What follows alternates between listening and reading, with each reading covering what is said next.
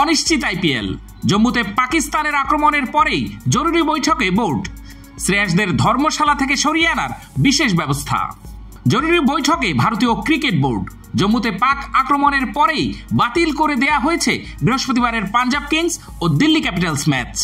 আগামী দিনে আইপিএল এর ম্যাচগুলি আয়োজন করা সম্ভব হবে কিনা তা নিয়ে আলোচনায় বোর্ড। তার মধ্যে ধর্মশালা থেকে শ্রেয়াস আয়ার, লোকেশ রাহুলদের সরিয়ে নিয়ে যাওয়ার ব্যবস্থা করা হয়েছে। বিসিসিআই এর সহসভাপতি রাজীব শুক্লা বলেছেন, ওনা থেকে আমরা বিশেষ ট্রেনের ব্যবস্থা করেছি। ধর্মশালা থেকে সকলকে সুরক্ষিতভাবে বার করে আনার জন্যই এই সিদ্ধান্ত। ধর্মশালার ম্যাচ বাতিল করে দেয়া হয়েছে, স্টেডিয়াম খালি করে দেয়া হয়েছে। আগামী দিনের পরিস্থিতি বুঝে প্রতিযোগিতা নিয়ে সিদ্ধান্ত নেওয়া হবে।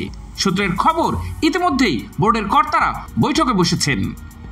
ধর্মশালায় বৃহস্পতিবার পাঞ্জাব কিংস বনাম দিল্লি ক্যাপিটালসের ম্যাচ ছিল, সেটি বাতিল করে দেয়া হয়েছে। জম্মুতে পাকিস্তানের আক্রমণের পরেই মাঠের আলো নিভিয়ে দেওয়া হয়, দর্শকদের মাঠ ছাড়তে বলা হয়। এরপরেই ম্যাচ বাতিল করার সিদ্ধান্ত নেওয়া হয়। ধর্মশালায় ম্যাচ চলাকালীন জম্মুতে আক্রমণ হয়। বৃহস্পতিবার রাতে পরপর বিস্ফোরণের শব্দ শোনা গিয়েছে জম্মুতে। আখনুর সাম্বার মতো জায়গায় সাইরেন বাজছে। পাকিস্তানের দিকে আন্তর্জাতিক সীমান্তের উপর থেকে একাধিক রকেট উড়ে আসতে দেখা গিয়েছে। সম্পূর্ণ ব্ল্যাক আউট করে দেয়া হয়েছে পুরো এলাকা।